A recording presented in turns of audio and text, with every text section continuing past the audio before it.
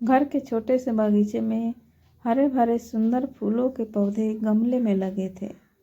Main दरवाजे से अंदर घुसते ही भगवान जी की एक सुंदर बड़ी सी मूर्ति स्थापित थी और मोगरा अगरबत्ती की खुशबू का झोंका एकाएक सांसों को महकाने लगता। एक कोने में तिकोनी मेज पर ताजे अखबार और पत्रिकाएं थी। दूसरी ओर शेल्फ पर रखी हुई आधुनिक फ्रेमों में जुड़ी कुछ तस्वीरें बड़े ही सलीके से रखी थी। उस बड़े से हॉल में से एक दरवाज़ा किचन की ओर खुलता था, जहाँ सलीके से रखे बर्तन और वहाँ की साफ सफाई उस औरत की सुघड़ता को दिखला रहे थे। सामने वाली दीवार पर एक बड़ी सी पेंसिल स्केच वाली एक ड्राइंग फ्रेम में लगी बड़ी प्यारी लग रही थी और उसके कोने में उस औरत का नाम लिखा था। अपने हाथ में एक कपड़ा लिए वह डाइनिंग टेबल पर रखी प्लेटों को पोंछकर सजा रही थी। सलाद की प्लेट को सजाना और फलों को फ्रिज से निकालकर टेबल के सेंटर में रखना, यह सब काम हो रहे थे कि अचानक से उसके मोबाइल की बेल बजी और उसने झट से बोला, हेलो, पर मैंने तो खाना बनाया है, और फ़ोन कट गया। फिर उसके चेहरे पर थोड़े से मायूसी के बादल आए, पर दूसरे ही पल वह सहज हो गई, क्योंकि बच्चों के स्कूल से वापस आने का समय था। इसी दिनचर्या में समय निकालकर वह औरत बाहर भी जाती, बच्चों के किताबें लेने, साहब की पसंद की सब्जियां लेने, घर को घर बनाए रखने का सामान लेने। स्कूल से लौटते अपने बच्चों को दोनों बाहों में भर लेती और बच्चों के साथ पति का इंतज़ार करने लगती।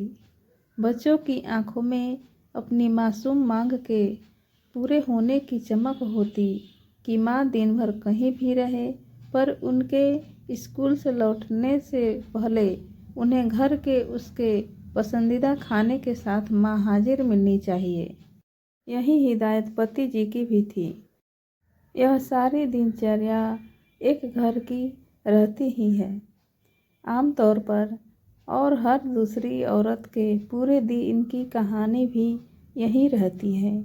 पर उस औरत की एक बड़ी मुश्किल थी कि उसकी अपनी हंसी जो कभी खिलखिलाहट से गूंजती थी, वह नदारद थी। उसके चेहरे से जो संतुष्टि के भाव होते हैं, वे उसकी फाउंडेशन की परत के नीचे कहीं दबे थे। वह ढूंढती थी अपनी वह हंसी, पर नहीं मिलती थी। वह उसे अपने पास बच्चे जो अब बच्चे नहीं रहे थे हंसकर पूछते, क्या खो गया है मैम, हम मदद करें? नहीं, मैं खुद ढूंढ लूँगी, वह अपनी झेप मिटाती हुई कहती। यहाँ इस कमरे में तो नहीं है ना? बच्चे शायद उसका मजाक उड़ाते, फिर अपनी पढ़ाई में व्यस्त हो जाते और माँ को भूल जाते। पर जब किसी चीज़ की ज़रूरत होती या भूख लगती तो माँ की याद आती। बेटी जो अब यौवन की दहलीज पर खड़ी थी पूछती, हे मम्मी, जस्ट चिल। तब लगता कि आज की ये पीढ़ी कितनी सहजता से बातों को कह लेती है, और एक हम हैं कि अपने इमोशनल मन के चक्रव्यूह में ही फंसे रह जाते हैं। ऐसे ही चक्रव्यूह में फंसी वह औरत जो एक सहज हंसी नहीं हंस पाती थी, उसे लगता था कि वह एक मुखौटा ओढ़े रहती है। हर पल अपनी बहन से बात करते हुए अपनी सबसे प्यारी सहेली से भी वह अब वैसी सहजता महसूस नहीं करती थी। मन खुल नहीं पाता था। उसका कुछ था जो उसे खुश होने से रोकता था।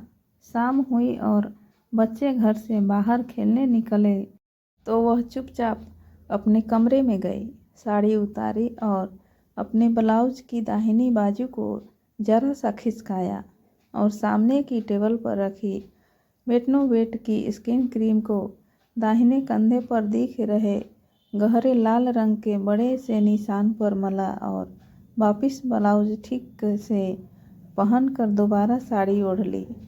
फिर से थोड़ा फाउंडेशन लगाया और पलकों के कोने पर जो नमी आ गई थी उसे पोंछा और आँखों को अच्छा दिखाने के लिए काजल का एक स्ट्रोक लगा लिया।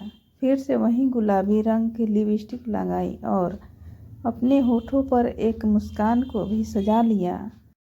तो क्या यह एक घाव था जो उसे हंसने से, खिलखिलाने से रोकता था? शादी के 18 सालों में जाने कितने ऐसे घाव को वह छुपा छुपा कर रखती है। चुपके से मलहम लगाकर, एक झूठी मुस्कान सजाकर सहज होने की कामयाब कोशिश करती रहती है। शरीर के घाव तो वह बेटनों बेट लगाकर भर लेती थी, पर उसकी आत्मा पर जो जख्म थे उसके लिए कोई दवा नहीं थी। वह रिश्ते थे, दर्द भी करते थे, पर दिखते किसी को भी नहीं थे। रात को जब बच्चों का खाना निपट गया तो पतिदेव की कार का हॉर्न सुनते ही वह लपक कर दरवाजे खोलने गई। आज कुछ ज़्यादा काम था। थोड़ा हिचकिचाहट के साथ पूछा। कोई जवाब नहीं। पत्नी का दिन कैसे बीता? बच्चों की पढ़ाई की कोई चिंता नहीं। एक सुघड़ पत्नी के होने का यही आराम रहता है जीवन भर। पतिदेव जी को खैर।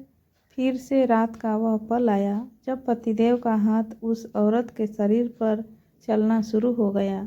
उस घाव पर भी गया तो एक आह के साथ उस औरत ने मुंह मोड़ लिया। वह घाव अभी भी 2 दिन पहले का ही था।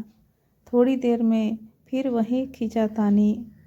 वह औरत अपनी दबी सी आवाज़ में सिसक रही थी, पर पतिदेव को इस बात से कोई फर्क नहीं पड़ता। यह खींचातानी ज़्यादा देर तक नहीं चल पाई, क्योंकि बिल्कुल साथ वाला कमरा बच्चों का था। वह रात एक नया घाव छोड़ गई थी उसकी आत्मा पर और शरीर के घाव को और गहरा कर गई थी। सुबह अलार्म बजा। रसोई में से आवाज़ें आने लगी। बच्चों, चलो उठो, स्कूल के लिए देरी हो जाएगी। आप भी उठिए, चाय बन गई है।